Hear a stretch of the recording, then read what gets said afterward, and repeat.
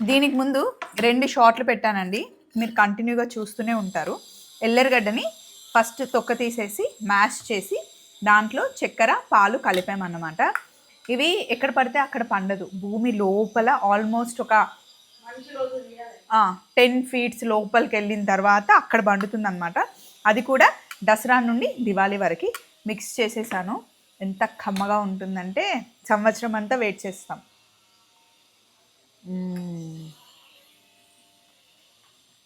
అబ్బా మీ టేస్ట్ అసలు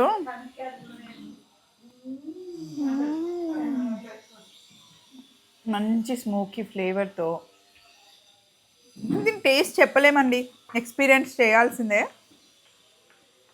అవసరం అంటే అవసరం. దీన్ని ఎల్లెరగడ్డలు అంటారు, భూమి లోపల పండుతాయి అండ్ ఒంటికి కూడా చాలా మంచిది. ఒక్కసారి ఎవరైనా తింటే గనక మీకు టేస్ట్ తెలిస్తే కనుక రండి, కామెంట్ బాక్స్లో మాట్లాడుకుందాం.